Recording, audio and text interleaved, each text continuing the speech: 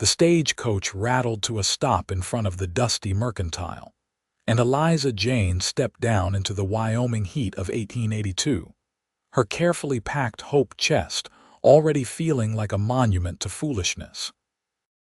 She had come to Aspen, Wyoming at the request of her Aunt Margaret, who ran the boarding house on the edge of town and needed help after breaking her leg in a fall down the stairs. The women back in Philadelphia had warned her about Western men, about cowboys who drifted from town to town leaving broken hearts like scattered playing cards. They had told her that cowboys only wanted one thing, and it was not a future. Eliza had nodded and packed her trunk anyway, because staying meant marrying Herbert Thompson, a banker's son with wandering hands and a mother who criticized everything from Eliza's laugh to the way she wore her hair. The town of Aspen sprawled before her, smaller than she had imagined, with wooden buildings lining a wide dirt street. Mountains rose in the distance, and the air smelled of pine and dust, and something wild she could not name. A group of men stood outside the saloon, watching her with open curiosity, and she lifted her chin higher, refusing to let them see her uncertainty. "You must be Margaret's niece." A woman in a practical gray dress approached, her face weathered but kind. "I am Sarah Mitchell. Your aunt sent me to fetch you. She is mighty glad you are here, though she hates being laid up like an invalid." Eliza followed Sarah to a wagon, grateful for the friendly face. As they drove through town, Sarah pointed out the essentials: the general store, the church, the schoolhouse, the doctor's office. The boarding house sat at the end of the main street, a two-story building with a wide porch and curtains in every window.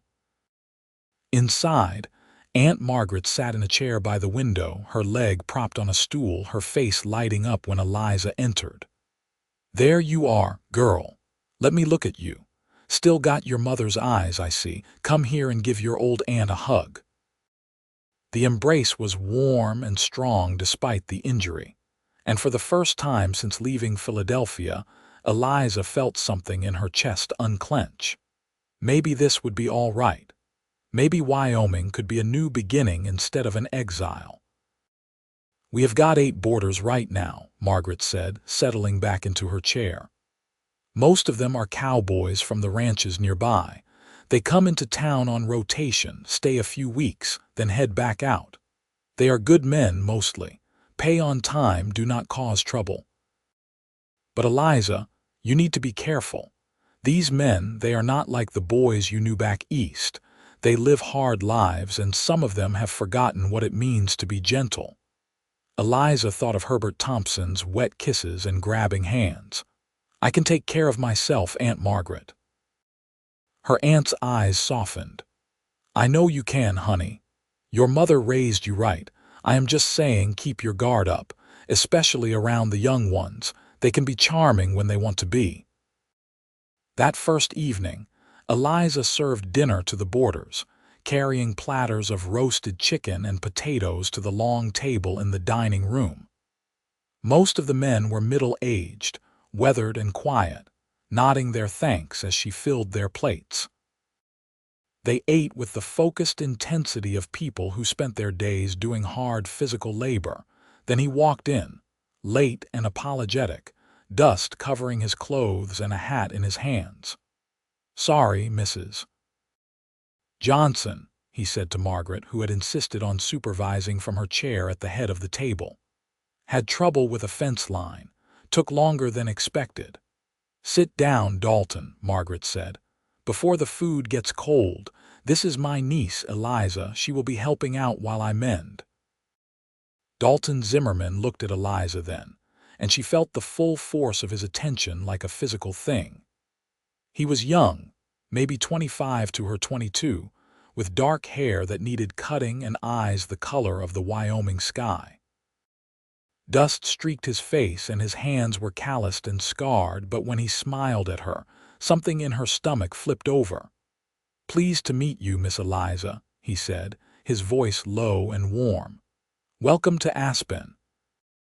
She managed a nod, suddenly unable to form words, and hurried back to the kitchen for more bread. Behind her, she heard one of the older men chuckle and Margaret's sharp response, but the words blurred together. Her hands shook as she sliced the bread, and she cursed herself for acting like a silly girl with her first crush. Over the following days, Eliza fell into the rhythm of the boarding house.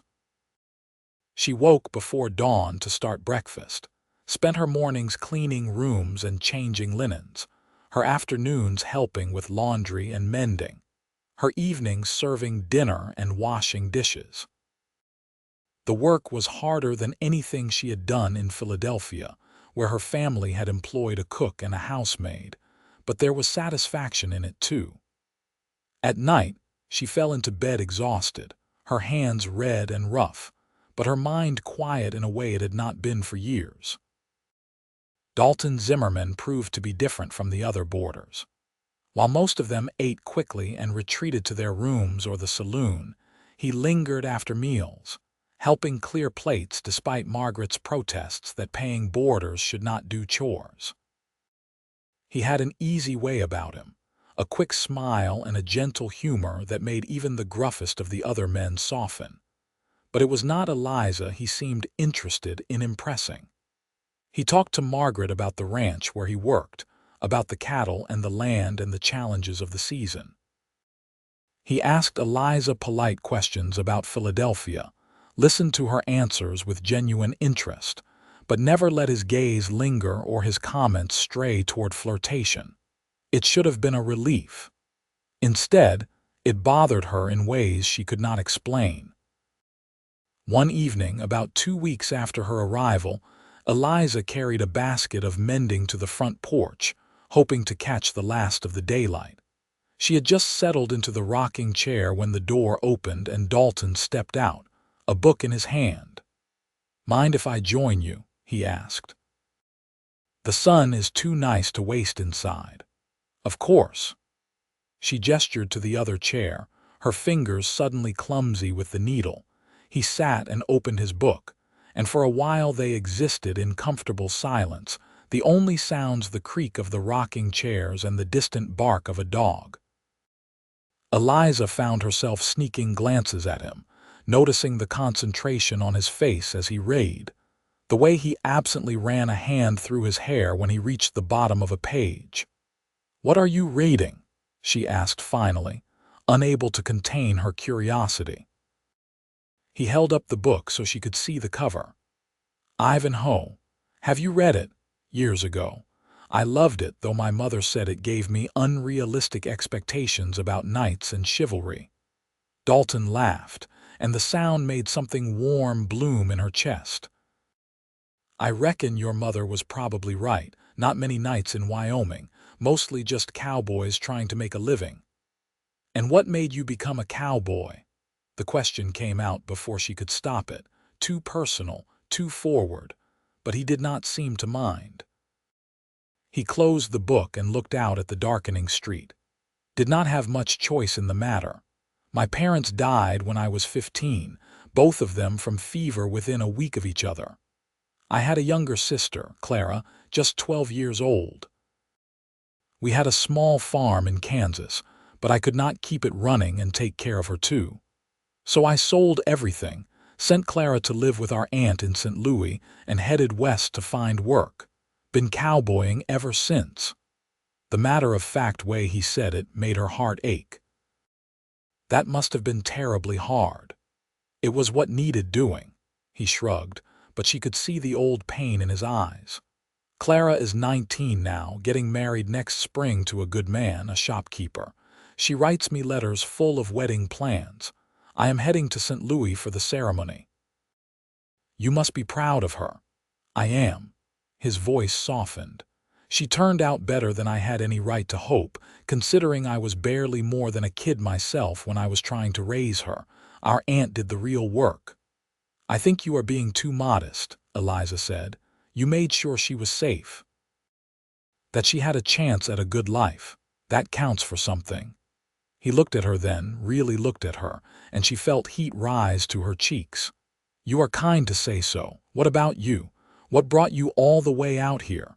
Your aunt said something about family back in Philadelphia. Eliza focused on the shirt she was mending, the needle moving in and out with practiced precision. My mother died 3 years ago. My father remarried within the year, and my stepmother made it clear that I was an inconvenience in her new household. When Aunt Margaret wrote asking for help, it seemed like a good time to leave, running away. There was no judgment in his voice, just curiosity. Maybe, she met his gaze, or running towards something I have not decided yet. He smiled at that, a slow, genuine smile that crinkled the corners of his eyes. Fair enough. Wyoming can be hard on people who are not used to it, but it has a way of growing on you. The land out here, it is bigger than anything back east, makes your problems feel smaller somehow. They talked until the last light faded and Margaret called from inside that it was getting late. As Dalton held the door for her, his hand brushed her shoulder, just the lightest touch, and Eliza felt electricity shoot through her entire body. "Good night, Miss Eliza," he said. "Good night, Dalton." She lay awake that night, staring at the ceiling of her small room, trying to make sense of the feelings churning inside her. This was exactly what the women in Philadelphia had warned her about. Cowboys were charming and handsome and utterly unreliable. They would break your heart without a second thought. She needed to be careful. But the next morning, when Dalton came down for breakfast and gave her that easy smile, she smiled back, and the warning seemed very far away. The days took on a new quality after that. Dalton found small reasons to be around her. He offered to carry heavy baskets, to reach high shelves, to help move furniture when she was cleaning. They talked about books and discovered they both loved adventure stories. He told her about the ranch where he worked, about the vast stretches of open land, and the way the sunrise looked over the mountains. She told him about Philadelphia, about the libraries and the theaters, and the feeling of being trapped in a too small life. One afternoon, he came back early from the ranch with a small bundle wrapped in cloth. "I found something I thought you might like," he said, holding it out to her. She unwrapped it carefully and gasped. Inside were 3 books, their covers worn but the pages intact. "Dalton, where did you get these?" "Old man Harris at the ranch. He has got a whole box of books he does not read anymore. When I mentioned you liked stories, he said I could take whatever I wanted. These looked like ones you might enjoy." She ran her fingers over the spines, reading the titles. Jane Eyre, Pride and Prejudice, and a collection of poems by Emily Dickinson. "These are wonderful, thank you." "It is nothing." But the pleased look on his face told her it was something. Margaret watched these interactions with growing concern. One evening, after the boarders had gone to their rooms, she called Eliza to sit with her. "You are spending a lot of time with young Dalton," she said without preamble. "He has been helpful," Eliza said carefully. "He is a good man, one of the best I have had staying here." "But Eliza, you need to be realistic. Cowboys like him, they do not settle down. They move from ranch to ranch following the work. Come spring, he will be gone and you will be left here with a broken heart." "I know what I am doing, Aunt Margaret. Do you?" Her aunt's voice was gentle but firm. "I see the way you look at him, and I see the way he looks at you, which is even more concerning. You are both young and lonely, and that is a dangerous combination." Eliza wanted to argue, but the words stuck in her throat. What could she say? That she was falling for Dalton despite all her resolutions. That when he smiled at her, she felt like she could breathe properly for the first time in years. That she lay awake at night imagining a future she knew was impossible. "I will be careful," she said finally. Margaret sighed. "I hope so, honey. I surely hope so." But being careful became harder as summer deepened into fall. The air turned crisp, and the mountains blazed with autumn colors. Dalton's time at the boarding house was coming to an end. He would return to the ranch full-time for the winter, sleeping in the bunkhouse and only coming to town once a month for supplies. On his last evening, after dinner was cleared and the other boarders had scattered, Dalton asked Eliza if she would like to take a walk. Margaret gave her a warning look, but Eliza grabbed her shawl and followed him outside.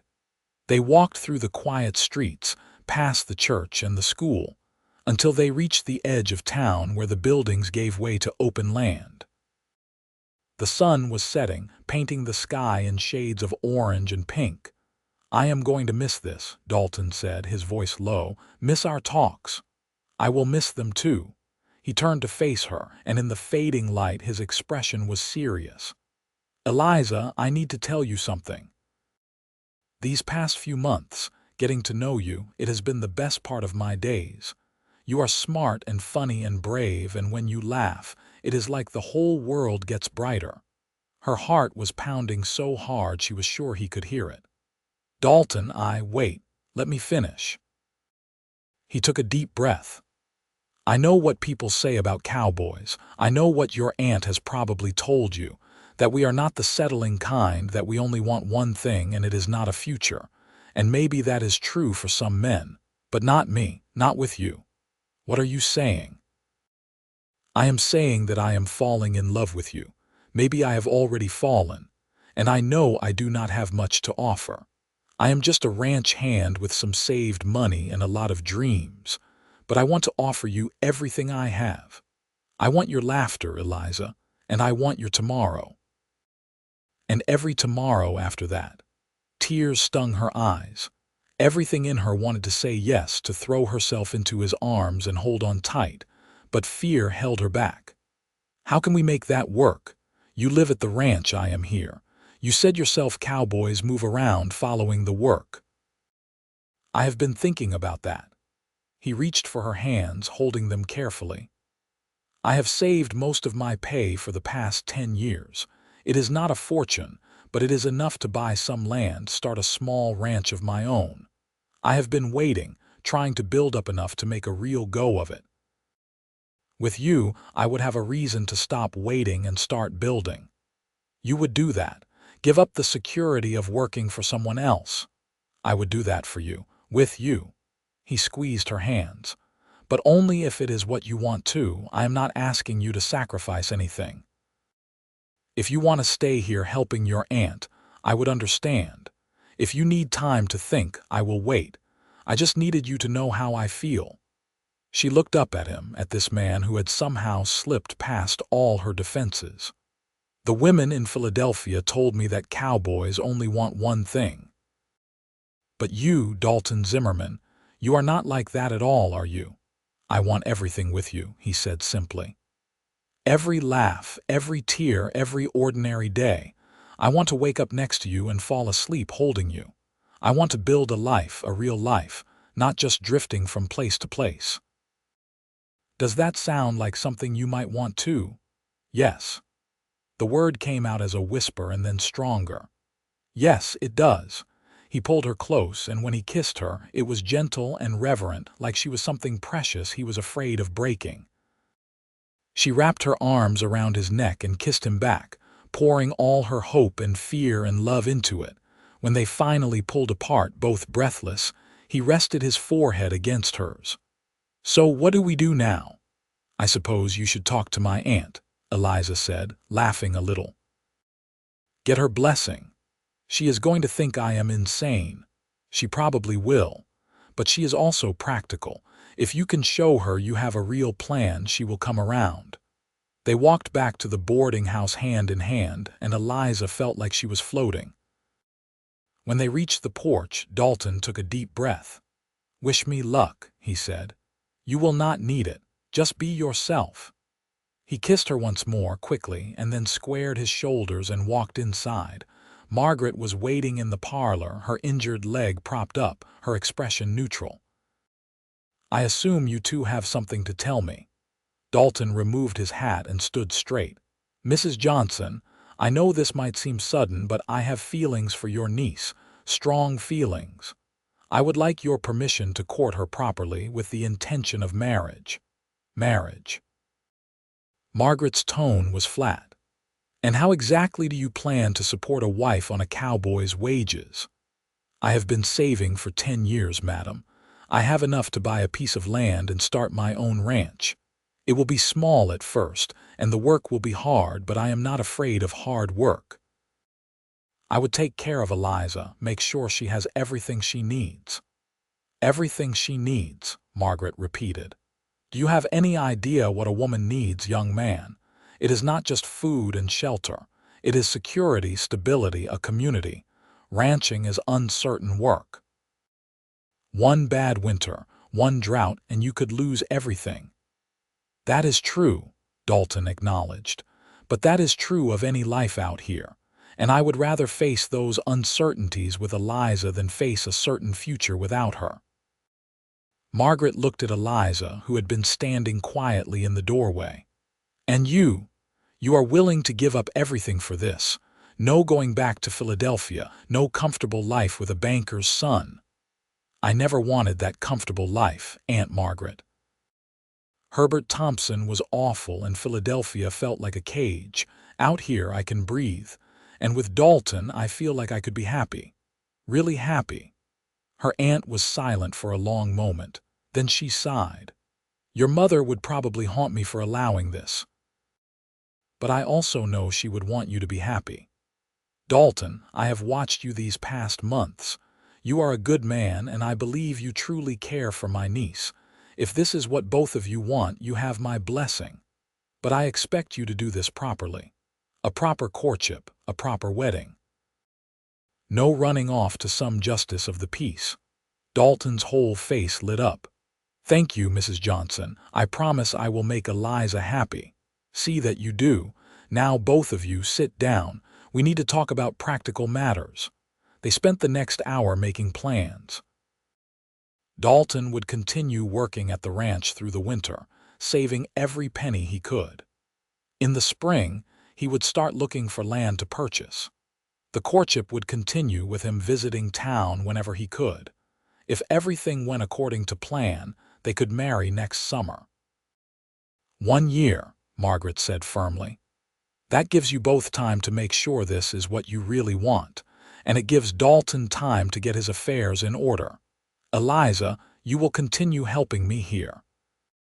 Once my leg heals, I should be able to manage on my own, which means you can focus on preparing for married life.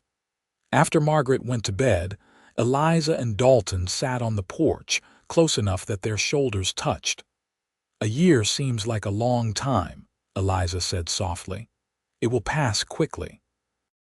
And I will visit as often as I can. We will write letters. I am not very good at writing letters, he laughed. Then they will be even more precious. The next morning, Dalton left before dawn, heading back to the ranch. Eliza stood on the porch watching him ride away, her hand pressed to her heart. A year. They could survive a year. The letters started arriving within a week. Dalton wrote about his days, about the cattle and the land, about the other cowboys at the ranch. But mostly he wrote about his dreams for their future.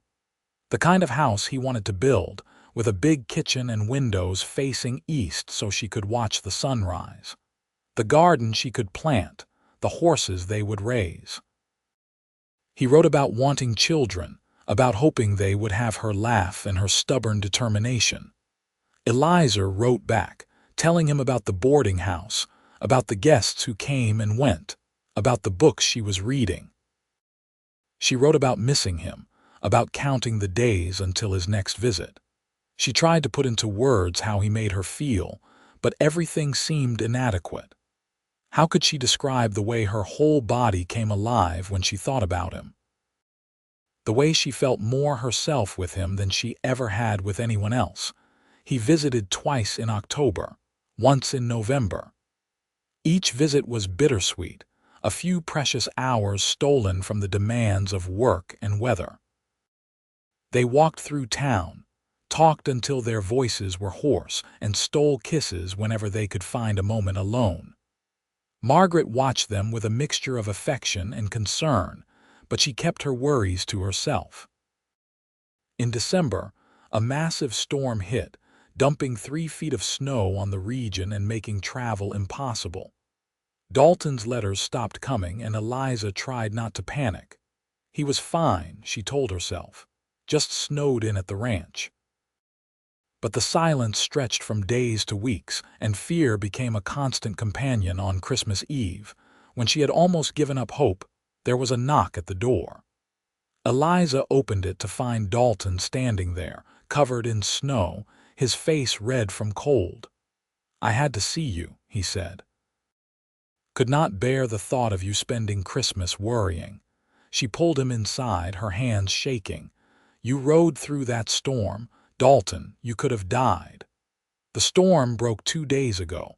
The ride was not easy, but it was safe enough." He cupped her face in his cold hands. "I needed to see you, to make sure you knew I was all right." Margaret came out of the kitchen, took one look at them, and shook her head. "You are an idiot, Dalton Zimmerman, but a romantic idiot. Come get warm by the fire before you freeze to death in my hallway." They spent Christmas together, the 3 of them, and it was the happiest holiday Eliza could remember. Dalton gave her a small carved wooden box that he had made himself during the long winter evenings, perfect for storing her letters. She gave him a muffler she had knitted, soft blue wool that matched his eyes. But the visit was short. Dalton had to return to the ranch the day after Christmas. The parting was harder this time, knowing it would be months before the weather improved enough for regular visits. "I love you," he said before he left, the first time he had said the words out loud. "Whatever happens, remember that. I love you too. Be safe." January and February crawled by. Eliza threw herself into work, helping Margaret with the boarding house, taking on extra sewing and mending to pass the time. She read and reread Dalton's letters until she had them memorized. At night, she lay in bed imagining their future, the ranch they would build together, the life they would share. In March, Dalton came to town with news. He had found land, 160 acres about 10 miles outside of Aspen. It had a creek running through it, good grazing, and a small cabin that needed work but was livable. "The owner is an old rancher who wants to retire back east to live with his daughter," Dalton explained, his excitement palpable.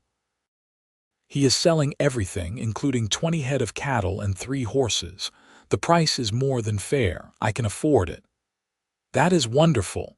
Eliza threw her arms around him, and he spun her around, both of them laughing. "There is one problem," he said when he set her down. "He wants to close the sale by the end of April, which means if we want to get married this summer like we planned, I need to start building our life now. The cabin is small, just 2 rooms, but I can add on, make it into a real home." "So what are you saying?" "I am saying, why wait until summer? Marry me now, Eliza. Come to the ranch with me. We can build our life together instead of being apart." She wanted to say yes immediately, but practicality held her back. "What about Aunt Margaret? She still needs help." "Actually, I do not," Margaret said from the doorway. Neither of them had heard her approach. "My leg healed weeks ago. I have been keeping you here out of selfishness, enjoying your company, but I can manage the boarding house on my own. I did it for years before you came." "Are you sure?" Eliza asked. "I am sure. You two have waited long enough." Margaret came closer, her expression soft. "Marry him, Eliza. Be happy." The wedding was held 3 weeks later in the small church in Aspen. The guest list was short. Margaret, a handful of cowboys from Dalton's ranch, Sarah Mitchell, and a few other women from town who had befriended Eliza. The preacher was an elderly man who had seen dozens of couples married in his years in Wyoming, but he seemed genuinely moved by the love evident between this young pair. Eliza wore her mother's wedding dress, carefully preserved and brought from Philadelphia. It was simple white cotton with lace at the collar and cuffs, and it fit her perfectly. Dalton wore his best clothes, his hair freshly cut, his face shining with happiness. When he saw her walking down the aisle, his eyes filled with tears. Later, he would tell her that she looked like every dream he had ever had, all the hope and beauty in the world contained in one person. They said their vows in steady voices, promising to love and cherish each other through whatever came. When the preacher pronounced them husband and wife, Dalton kissed her with such tenderness that Eliza felt tears spill down her own cheeks. The reception was held at the boarding house, with food and music and dancing. The cowboys from the ranch taught Eliza how to dance Western style, spinning her around the parlor until she was breathless with laughter. Margaret cried openly, happy tears mixed with the sadness of seeing her niece leave. As the sun set, Dalton and Eliza said their goodbyes and climbed into the wagon he had borrowed for the occasion. Their possessions were packed in the back: Eliza's trunk, wedding gifts of dishes and linens, bags of flour and sugar and coffee. The ride to the ranch took 2 hours, following a rough trail that wound through forests and across open meadows. Dalton pointed out landmarks, telling her the names of the mountains they could see in the distance. As darkness fell, stars emerged overhead, more stars than Eliza had ever seen in Philadelphia. "Look at that," she breathed. "I have never seen so many stars. Wait until you see them from the ranch." Away from even the little bit of light from town, you can see the Milky Way stretching across the whole sky. It is like someone spilled diamonds across black velvet. The cabin came into view as the moon rose, a small structure with a stone chimney and a covered porch. It looked lonely sitting there in the vast landscape, but it also looked like possibility. Dalton helped her down from the wagon and then swept her up into his arms. "I know it is traditional to carry the bride over the threshold, but I have been dreaming about this moment for months." He carried her inside, setting her down gently in the main room. A fire was already burning in the fireplace, and she realized he must have arranged for someone to come ahead and prepare the cabin. The interior was sparse but clean. A table and chairs, a dresser, a bed covered with a quilt in the corner. But there were also touches that made it clear he had been thinking of her. Wildflowers in a jar on the table, books stacked on a shelf by the bed, curtains hanging at the windows. "It is perfect," she said, and meant it. That night, they consummated their marriage with a tenderness that left them both shaken. Dalton was careful and patient, making sure she felt safe and loved.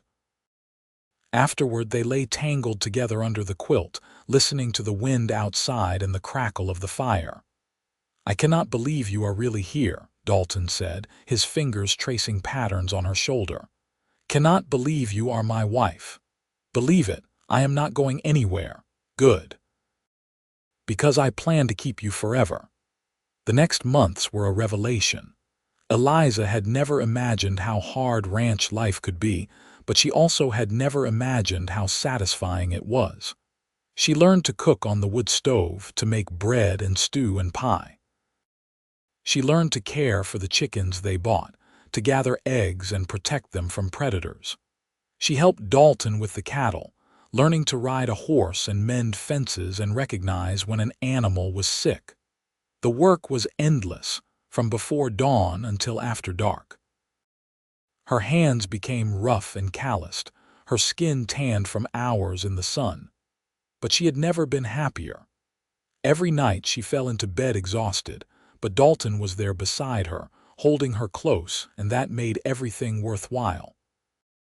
They worked on expanding the cabin, adding a second bedroom and a proper kitchen.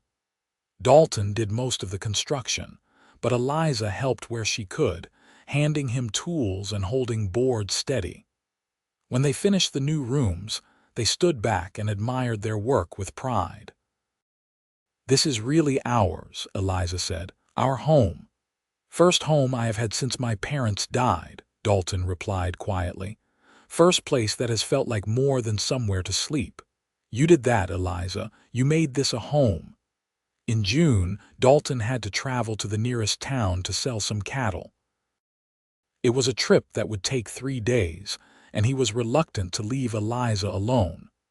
"I will be fine," she insisted. "I have the rifle, and the nearest neighbor is only 5 miles away. Mrs. Patterson said I could ride over any time if I needed company. I know you can take care of yourself." "I just do not like being away from you," she kissed him. "I will miss you too, but we need the money from the sale. Go, do what you need to do, and come back safely." He left at dawn, and the cabin felt unbearably empty without him. Eliza threw herself into work, cleaning and cooking and mending. That evening, she sat on the porch watching the sunset and realized something. She was late. Her monthly courses, usually regular as clockwork, had not come. She counted back the weeks and felt her heart start to race. Could she be pregnant already? They had only been married 3 months. When Dalton returned 3 days later, tired and dusty from the trail, she met him at the door with the news. "I think I might be with child," she said, unable to keep the tremor from her voice. He went very still. "You think? You are not sure? I am late. And I have been feeling strange in the mornings, Queasy. It is too early to be certain, but I think so." A slow smile spread across his face. "A baby. We are going to have a baby. Are you happy?" She had not been sure how he would react. They had talked about wanting children, but not so soon. "Happy?" He pulled her into his arms, holding her so tight she could barely breathe. "Eliza, I am thrilled. Terrified, but thrilled. We are going to be parents." Over the following weeks, it became clear that Eliza was indeed pregnant. The morning sickness confirmed it, and when she rode to town to see the doctor, he estimated she would deliver in late February or early March. Dalton became impossibly protective, trying to prevent her from doing any heavy work.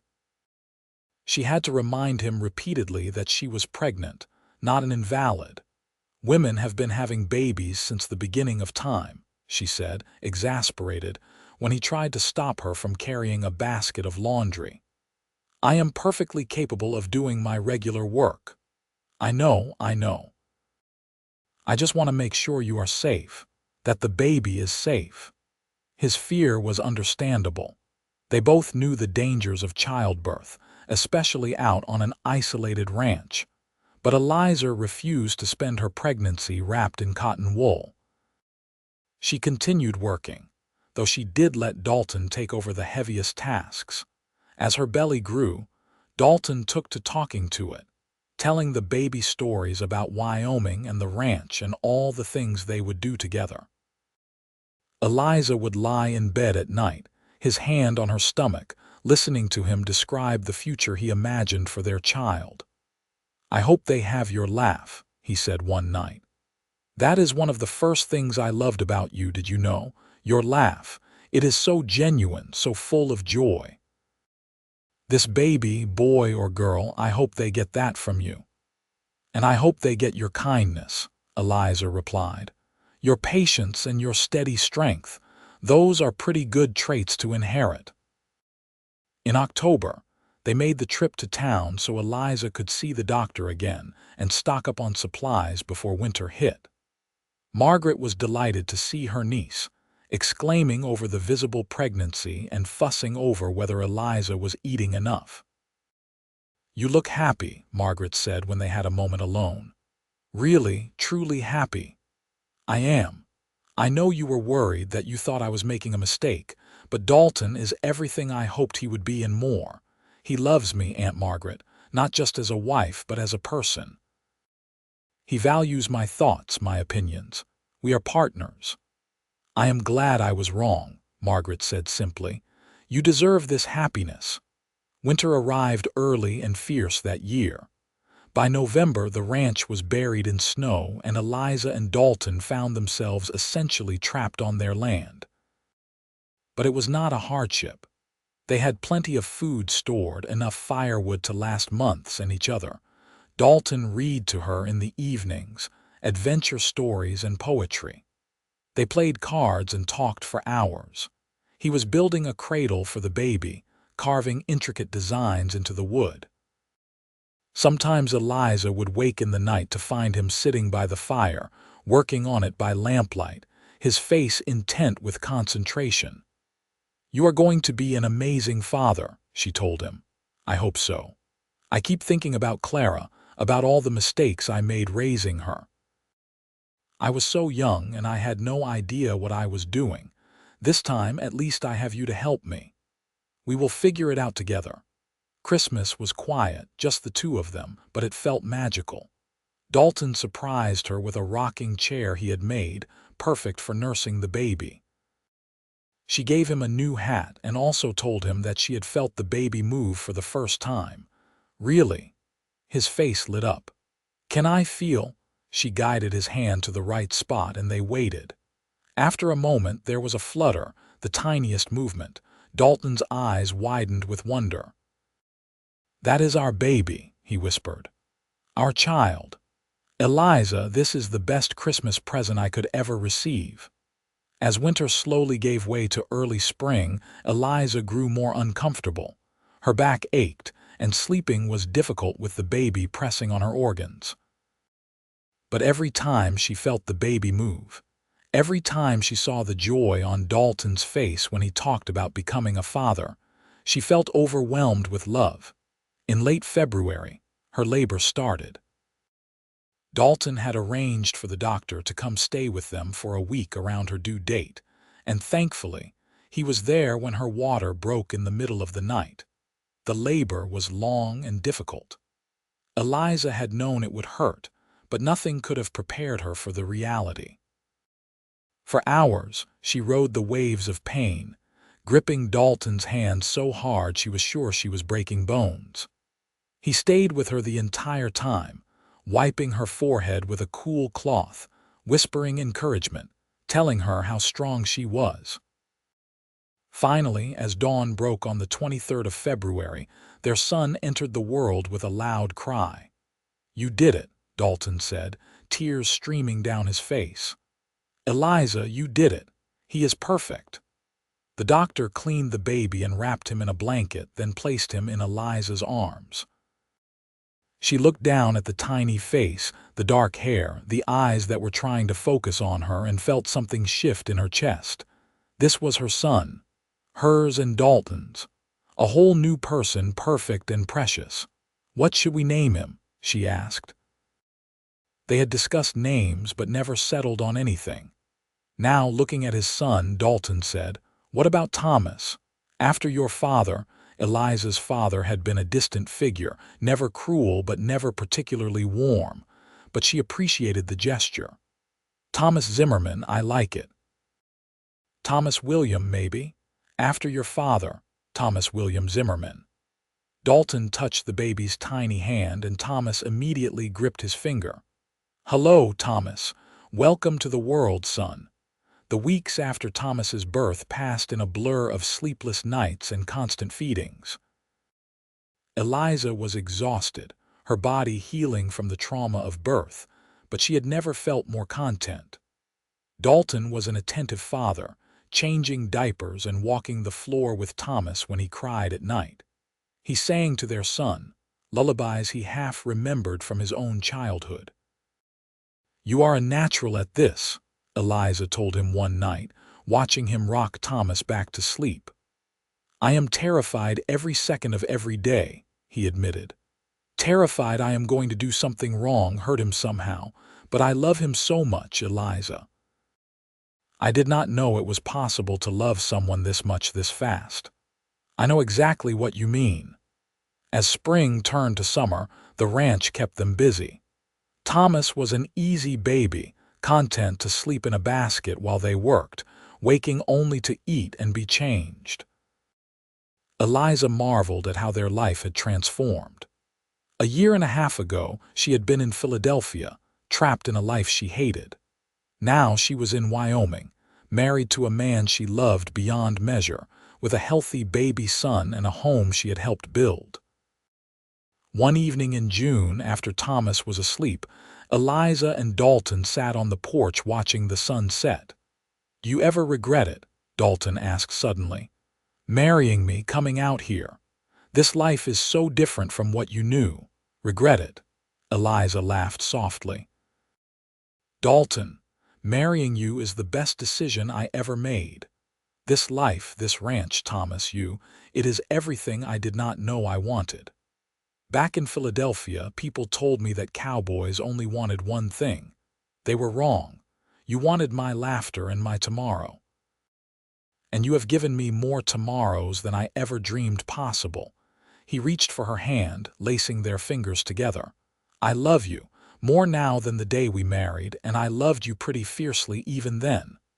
I love you too, always." They sat in comfortable silence, watching the sky turn from orange to pink to purple. Somewhere inside, Thomas made a small sound in his sleep, and they both smiled. This was their life now. Hard work and long days, but also moments like this, moments of perfect peace and happiness. The years unfolded like pages in a book. Thomas grew into a sturdy toddler, curious about everything, following Dalton around the ranch like a small shadow. When he was 2, Eliza became pregnant again, and in the spring of 1886 they welcomed a daughter they named Sarah Margaret, after the woman who had first welcomed Eliza to Aspen and her aunt who had given them her blessing. The ranch prospered. Dalton's careful management and hard work paid off, and they were able to buy more cattle, more land. They built a bigger house, with separate bedrooms for the children and a parlor where Eliza could entertain the occasional visitor. Margaret came to stay with them for a month each summer, delighting in her great niece and nephew. She would sit on the porch with Eliza, watching the children play and talk about how far they had all come. "I was so worried when you first told me you were falling for Dalton," Margaret admitted one summer evening. "Thought for sure he would break your heart. I am glad I was wrong." "So am I," Eliza said, watching Dalton lift Thomas onto a horse, teaching him to ride. "He is the best man I know." When Thomas was 5 and Sarah was 3, Dalton surprised Eliza with a trip to St. Louis for Clara's wedding. It was a grand adventure, the 4 of them traveling by train across the country. The children were wide-eyed at the city, at the tall buildings and the crowds of people. Clara greeted them with tears and laughter, exclaiming over how handsome Thomas was, how pretty Sarah. She hugged Dalton fiercely, thanking him for coming, for everything he had done for her. "You gave me a chance at a good life," she told him. "Sacrificed your own happiness to make sure I was safe and cared for. I will never forget that." "You turned out pretty well," Dalton said, his voice thick with emotion. "I am proud of you, Clara." The wedding was beautiful, and seeing Clara so happy with her new husband made the long journey worthwhile. On the train ride back to Wyoming, Thomas fell asleep with his head in Eliza's lap, and Sarah curled up against Dalton. Eliza looked at her family and felt her heart swell with gratitude. "Thank you," she said softly to Dalton. "For what? For everything. For choosing me. For building this life with me. For giving me these beautiful children. For loving me the way you do." He leaned over and kissed her forehead. "Thank you for taking a chance on a cowboy who had nothing to offer but his heart. Your heart was all I needed." In 1888, their 3rd child was born, another boy they named Daniel. In 1891, a 2nd daughter arrived, Elizabeth. The house was full of noise and laughter, of children playing and crying and growing. The ranch continued to expand, and Dalton took on hired help to manage the increased workload. Through it all, Eliza and Dalton remained deeply in love. They still found time for quiet moments together, early morning walks before the children woke, late-night conversations after everyone else was asleep. They talked about everything and nothing, sharing their days and their dreams. On their 10th wedding anniversary, Dalton gave Eliza a journal, the pages blank. "For your writing," he said. "You used to talk about loving stories. Maybe you could write your own." She had never thought of herself as a writer, but she started that night, penning the story of how they met. How a young woman from Philadelphia had come to Wyoming expecting one thing and found something entirely different. How a cowboy had proven that love was not about grand gestures, but about showing up every day, about choosing each other again and again. She wrote about their courtship, about the fear and the hope, about their wedding and the early days on the ranch, about the birth of their children and the life they had built together. It took months to get it all down, writing by lamplight after the children were asleep. When she finished, she showed it to Dalton. He read it in one sitting, and when he looked up, there were tears on his cheeks. "This is us," he said. "This is our story. Eliza, this is beautiful. You should try to get it published." Published. Who would want to read about an ordinary couple in Wyoming? There is nothing ordinary about us, about what we have. This kind of love, it is worth sharing. She did eventually submit the manuscript to a publisher in Denver, more to humor Dalton than because she expected anything to come of it. 6 months later, she received a letter offering to publish her book. It would not make them rich, the publisher warned, but there was a growing market for Western stories, especially ones written by women who actually lived that life. The book was published in 1894 under the title A Cowboy's Promise. It sold modestly but steadily, and Eliza received letters from readers who said her story had given them hope, had shown them that love could be both passionate and enduring. Thomas grew into a serious young man who loved the ranch as much as his father did. Sarah was bright and curious, always reading, always asking questions. Daniel was the wild one, always getting into mischief, and Elizabeth was gentle and artistic, drawing pictures of everything she saw. As the children grew older and more independent, Eliza and Dalton found they had more time for each other again. They took rides across their land, just the two of them, remembering the early days when it was just them against the world. They danced in the kitchen when the children were in bed, Dalton humming tunes he half remembered. In 1898, they celebrated their 15th wedding anniversary with a party, inviting all their neighbors and friends. Margaret made the journey from Aspen, now in her 70s but still sharp and active. She stood up at dinner and raised her glass. 15 years ago, I was convinced my niece was making the biggest mistake of her life. Marrying a cowboy, moving to a ranch, giving up everything she knew. I thought for certain he would break her heart. She looked at Dalton and Eliza, her eyes suspiciously bright. "I have never been happier to be wrong.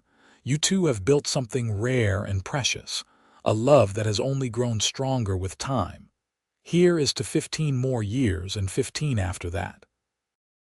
Everyone cheered and drank, and Dalton pulled Eliza close. 15 years, he murmured in her ear. "Best 15 years of my life. Mine too. I love you more now than I did on our wedding day. Did not think that was possible, but it is true. Every day with you is a gift, Eliza." She kissed him, not caring that everyone was watching. "I love you too, always and forever." The children groaned good-naturedly at their parents' display of affection, but Eliza could see Thomas smiling, Sarah wiping away a tear. They were teaching their children what love looked like, she realized. Not the wild passion of youth, though they still had that, but the steady, enduring love that came from years of choosing each other every single day. As the party wound down and guests began to leave, Eliza and Dalton stood on their porch, watching the sunset paint the sky in brilliant colors. 4 children, a thriving ranch, a love that had weathered every storm. This was the life they had built together, and it was more than either of them had ever dreamed possible. "Do you remember the night I asked you to marry me?" Dalton asked. "Of course. You told me that other cowboys might only want one thing, but you wanted my laughter and my tomorrow." "I got both," he said softly. "Your laughter still makes every day brighter, and I've gotten so many tomorrows with you, I hope I get 1,000 more." "1,000 might not be enough." He laughed and pulled her close, and they stood there as the sun disappeared below the horizon and the first stars began to appear. Behind them, they could hear their children's voices, arguing about who got the last piece of cake. The sound made them both smile. This was home. This was family. This was the life they had chosen, the life they had built together from nothing but love and hope and hard work. And it was perfect.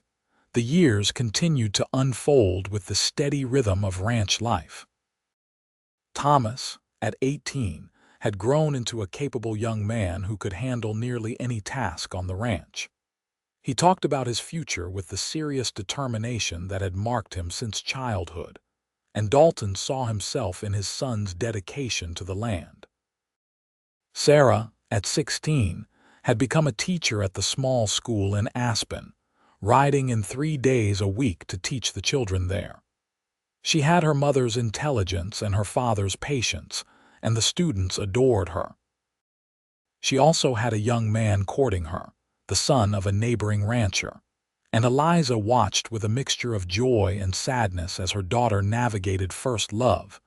Daniel, 13 and full of energy, was still getting into scrapes, but his adventurous spirit made him fearless with the horses. He had a natural gift for training them, and Dalton had started letting him take charge of breaking the young colts. Elizabeth, at 11, spent her free time drawing and painting, capturing the beauty of the Wyoming landscape in ways that took Eliza's breath away. One spring morning in 1901, Eliza woke to find Dalton already up, standing by the window watching the sunrise. She joined him, slipping her arm around his waist. "Could not sleep?" she asked, just thinking. "Thomas will be 19 soon. He is talking about building a house on the north section of the property, starting his own herd. And Sarah, she will likely marry young Peterson within the year. They are growing up. That is what children do. I know. It just makes me realize how fast time has gone. Seems like yesterday we were getting married, moving into that little cabin. Now look at us. Gray in our hair, children nearly grown." Eliza studied him in the growing light. There was silver at his temples now, lines around his eyes from years of squinting into the sun. But he was still the man she had fallen in love with, still the man who made her heart skip when he smiled at her. "We have had a good life," she said. "A wonderful life. And it is not over yet.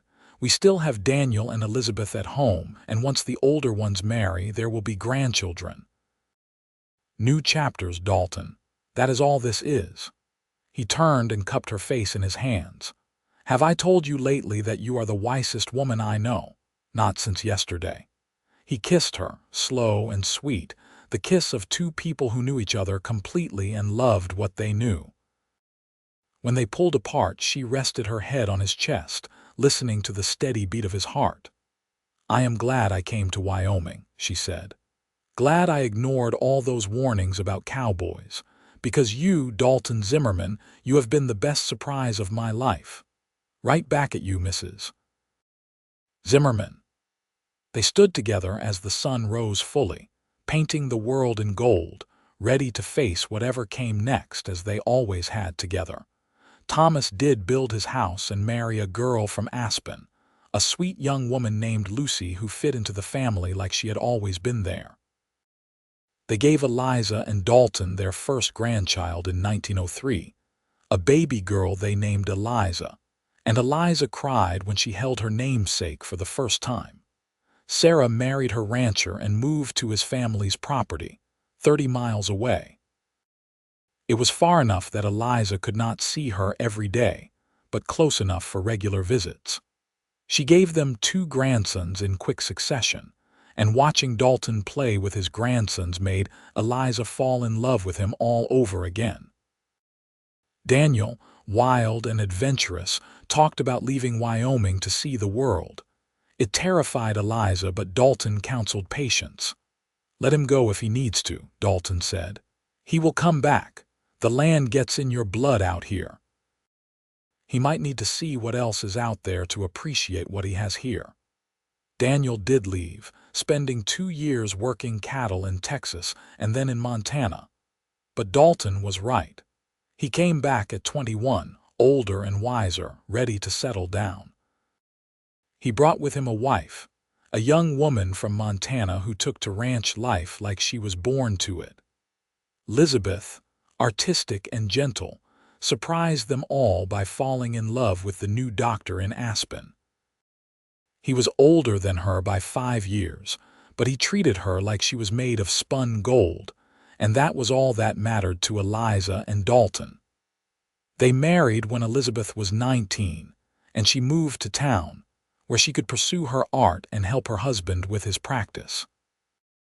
By 1910, Eliza and Dalton were grandparents to 9 children, with another on the way. The ranch had been divided, with sections going to Thomas and Daniel, though they still worked together as one operation. The house that had once been full of their children was quiet now, just the 2 of them again. "Feels strange, does not it?" Eliza said one evening. "The quiet, different," Dalton agreed, "but not bad. I get you all to myself again." They had slowed down, both of them. Dalton's joints ached in the mornings, and Eliza tired more easily than she used to. But they were healthy and happy, surrounded by family, blessed beyond measure. On their 27th wedding anniversary, their children and grandchildren surprised them with a party. Everyone crowded into the big house, 3 generations of Zimmermans filling the rooms with noise and laughter. Looking around at all the faces, Eliza felt overwhelmed with gratitude. "You did this," Dalton whispered to her. "You built this family. We did it together." "No. You made me believe it was possible. You took a chance on a cowboy who had nothing and turned him into the richest man in Wyoming. You are hardly the richest man in Wyoming." "I am, though. Maybe not in money, but in everything that matters. I have you, our children, our grandchildren. I have this land, this life. What more could any man want?" That night, after everyone had gone home, they sat on the porch as they had done thousands of times before. The stars were brilliant overhead, and a warm breeze carried the scent of prairie grass. "Do you remember what those women told you back in Philadelphia?" Dalton asked. "About cowboys. They said cowboys only wanted one thing. And yours wanted your laughter and your tomorrow. Did I deliver on that promise?" Eliza turned to look at him, this man who had been her partner, her lover, her best friend for 27 years. His hair was more silver than dark now, his face lined with years of sun and wind. But his eyes were the same, that clear blue that had stolen her breath the first time she saw him. "You gave me more than I ever asked for," she said. "More than I ever dreamed possible. You gave me a home, a family, a love that has sustained me through everything. You gave me laughter, Dalton, so much laughter, and you gave me thousands of tomorrows, each one better than the last. I love you, Eliza Zimmerman, more than words can say. I love you too, always and forever." They sat together under the stars, hands clasped, hearts full. Behind them was a lifetime of memories. Ahead of them were more tomorrows, however many they were blessed to receive. And in that moment, sitting on the porch of the home they had built together, surrounded by the evidence of their love, they were completely and utterly content. The years that followed were gentle ones. Eliza published another book, this one about raising children on a Wyoming ranch, and it became even more popular than her first. Dalton cut back on the hardest ranch work, letting Thomas and Daniel take over more of the daily operations. They traveled a few times, visiting Clara in St. Louis, and taking a trip to San Francisco that left them both slightly overwhelmed by the size and bustle of the city. But they always came home to Wyoming, to the land they loved, to the ranch they had built. They spent their days surrounded by family, their evenings on the porch watching sunsets, their nights in the bed they had shared for decades. In 1915, they celebrated their 32nd wedding anniversary with another gathering. 13 grandchildren now, ranging from 12 years old to newborn twins. Their children were all thriving, healthy and happy, raising their own families with the same love and dedication that Eliza and Dalton had shown them. 32 years, Eliza marveled. It has gone so fast. Best 32 years of my life, Dalton said, and everyone laughed because he said it every year. But it was true. Every word of it was true. As the celebration wound down, Eliza found herself in the kitchen with Sarah and Elizabeth, washing dishes and talking. Her daughters were women now, mothers themselves, but they still sought her advice, still valued her opinion. "Tell me honestly," Sarah said. "Did you ever regret it? Leaving Philadelphia, marrying father, living this life?" Eliza thought about the question, really thought about it. About the hard work and the isolation, the times she had been scared or uncertain. About the babies she had lost between Daniel and Elizabeth, miscarriages that had broken her heart. About the lean years when money was tight and they had not been sure they would make it. But then she thought about Dalton's smile, about the way he still reached for her hand after 3 decades. About her children and grandchildren, about the life they had created out of nothing but hope and hard work.